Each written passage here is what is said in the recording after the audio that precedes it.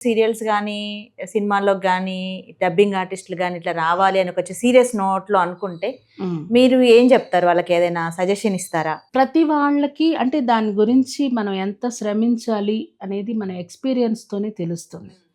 అంటే మనం ఇలా అవ్వచ్చు, డబ్బింగ్ ఆర్టిస్ట్ అయిపోతామండి. ఏవండీ మేము కూడా డబ్బింగ్ చెప్తామండి. మేము కూడా డబ్బింగ్ తప్పులేదు. వాళ్ళకి తెలీదు. ప్రతి దాంట్లోనూ కష్టపడకుండా రాదు.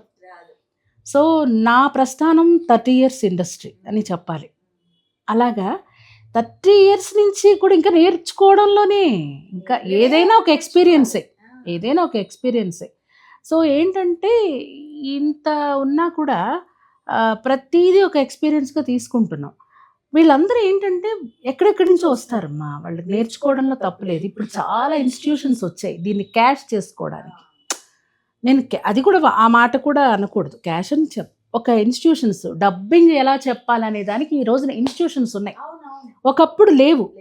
నా నా ఎక్స్‌పీరియన్స్ ఎలాగంటే నేను యాక్ట్ చేశాను. చేసిన తర్వాత నా పక్కన ఇంకొక ఆర్టిస్ట్ యాక్ట్ చేస్తే తను చెప్పడానికి రాలేదు. అప్పుడు ఎవరి వాయిస్‌లు వాళ్ళు చెప్పుకునేవాళ్ళం. నా వాయిస్ నేను చెప్పుకునేటప్పుడు పక్క వాళ్ళ వాయిస్ చెప్పేటప్పుడు అది థ్రిల్లింగ్‌గా అనిపించింది. అరే! మనం ఒకళ్ళకి చెప్తే బావుందని అలా నేర్చుకున్నాం తప్ప మా వాయిస్‌లో మేము చెప్పుకోవడంతోటి లిప్ సింకింగ్ ఏంటి, ఎక్స్‌ప్రెషన్ ఏంటి ఇవన్నీ మాకు మేము నేర్చుకోవాల్సొచ్చింది. జనరల్‌గా ఆర్టిస్టులు చేసేవాళ్ళకి కొంతమందికి ఎంత చేసినా ఆ సింకింగ్ తెలియకపోవచ్చు.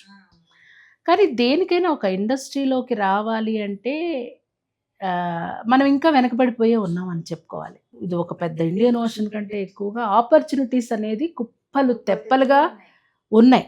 సో, దాంతో వీళ్ళ అన్నెసరీగా ఎవరెవరికో నాకే ఒక అమ్మాయి లేదు అండి నేను వేరే ఎవరికో డబ్బులు కట్టాను. ఇంత పేమెంట్ తీసుకున్నారు కార్డ్ ఇస్తామని అంటే ఆబ్వియస్‌గా చాలామంది ఇలాంటి వాళ్ళు తిరుగుతుంటారు. సో, మీరు అలా మోసపోకుండా మాది నా నంబర్ కూడా నేను చాలా వాటిలో నేను మెన్షన్ చేశాను. మీరు కాల్ చేస్తే నేను ప్రాపర్ గైడెన్స్ నేను చెప్తాను. డెఫినిట్‌గా మీరు మీ కలని ఫుల్‌ఫిల్ చేసుకోవచ్చు. అదొక పద్ధతయితే.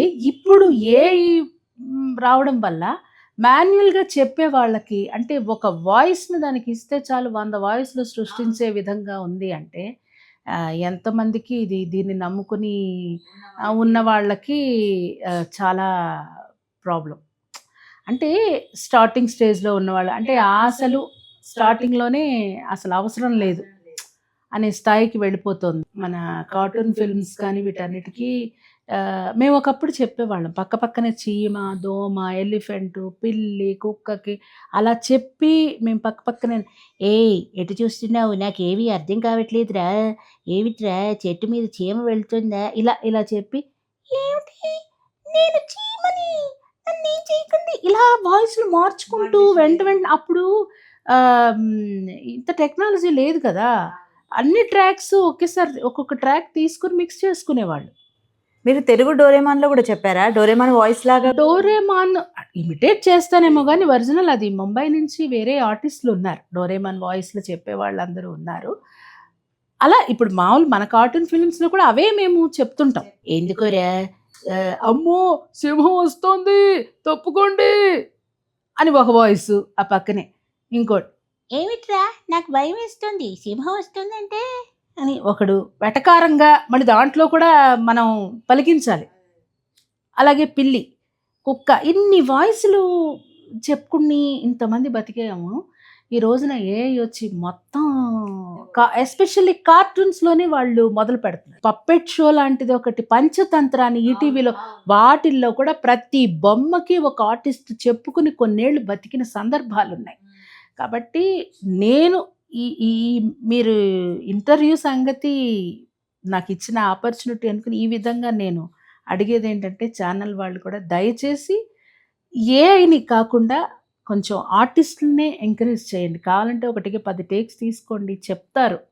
వాళ్ళు దాంట్లోనే బతికే వాళ్ళున్నారు. యాజ్ ఎ డబ్బింగ్ ఆర్టిస్ట్‌గా. ఇంక ముందు అసలు మనుషుల్ని కూడా ఆర్టిస్ట్‌ని కూడా మార్చేస్తుంటే కాబట్టి టెక్నాలజీలో ఉండే మంచిని వాడుకుందాం. డెఫినిట్‌గా మంచే, చెడు చెడే. నెగెటివే, పాజిటివే. కాబట్టి ఉపయోగపడేది అది పాజిటివ్. కాబట్టి అందరినీ బతికించేదాన్ని చంపేయకండి. సో, దాన్ని ఎంతవరకు చేయాలనేది టెక్నాలజీని యూజ్ చేసుకోండి. ఛానల్స్ పరంగా అందరికీ నా రిక్వెస్ట్ ఇది. మీ నుంచి కానీ ఒక అవకాశం అడుగుతున్నాను. అందరినీ కూడా ఏఐని ఎలాంటి వాటిల్లో యూజ్ చేయాలో చేయండి. కానీ వాయిస్ చెప్పుకుంటూ కడుపు నింపుకుంటున్న చాలా మంది కార్మికులకి పొట్ట కొట్టకండి. అన్ని విధాల అన్ని క్రాఫ్టుల్లోనూ దీని ఎఫెక్ట్ ఉంటుంది కాబట్టి దయచేసి అందరూ ఈ విషయాన్ని కొంచెం గమనించి స్ట్రిక్ట్గా అందరికీ ఛానల్స్ అందరికీ కూడా కొంచెం స్ట్రిక్ట్గా తెలియజేస్తే బాగుంటుంది.